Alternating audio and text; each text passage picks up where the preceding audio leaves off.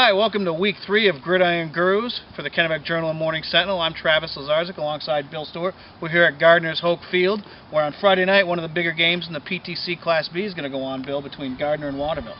Sure, and you got a couple 2-0 teams coming into this game, and entering this season, when talk of the PTCB, it was really a three-way race, perceived anyway, with Mount Blue, Levin, and Gardner, and of course Waterville can get itself into this conversation with a big win Friday. And when you look at the Tigers, they really have been rolling. They've been led by Alonzo Connor, who has really picked up where he has left off last year. He is just chewing up defenses left and right. He has been just a machine, and of course he has been getting big help up front with Kelly and Justin Pottle just leading the way on the offensive line, and with Eddie Donnell coming back this week as well, and he has just really benefited from a big offensive line that has really just overpowered defenses at this point. So that's a huge plus for Gardner, and that'll certainly be a big test for Waterville. Right. Waterville is coming off a 21-13 win at Oceanside, where they held Oceanside to 2 yards rushing for the game, and Coach Frank Knight, when told that stat, was a little bit surprised. He knew it was a good game against the run that day, but he also knows that they're facing probably the best rushing team they'll see all season. And he talked about Alonzo Connor, and that he's a kid who he looks like he's going to go one way, and then he'll just cut. He'll hit any hole at any time, and he's a powerful, strong runner who's tough to tackle. So they're really going to have to be on their game. Waterville has a pretty good run game themselves, with a three-headed backfield of Aaron Saucier, J.T. Witten, and Racine Wood, who have all been able to run the ball well and score some touchdowns. So expect a kind of grind-out game from both teams this week.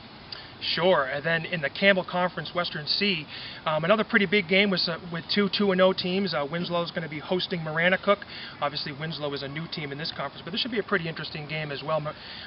The Black Bears come in with their best start in 8 years, and they've really, last season they started 0-2 and had to dig themselves out of a hole all regular season just to get into the playoffs. This year, sitting 2-0, looking really good, feeling good about themselves, and Luke Emery again has stepped up where he picked up from last season. He's rushed for more than 300 yards and is really carrying this team. Caleb Castangwe has just had another terrific start. He picked up some experience last year, and he's throwing the ball pretty well. So, Maranacook's looking pretty good early. Yeah, Winslow 2-0 right now in their first year in Class C. It took them all of last season to get 2 wins in their final year in the PTCB, picking up that second win in the last regular season game against Waterville. The Black Raiders have really gotten a spark from freshman Dylan Hapworth, who's been the leading rusher so far. Here against Telstar last Saturday, he ran for close to 150 yards, got some big scores. Also been playing some good defense and special teams for the Black Raiders, who are looking to go 3-0 in their new league.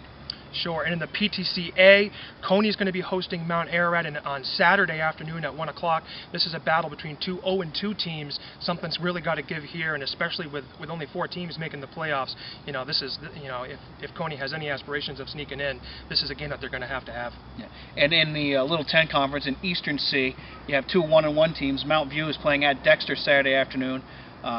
Both teams, neither of them have really been playoff contenders for a while, so if one of those can go 2-1, it'll go a long way towards maybe advancing to the postseason this season.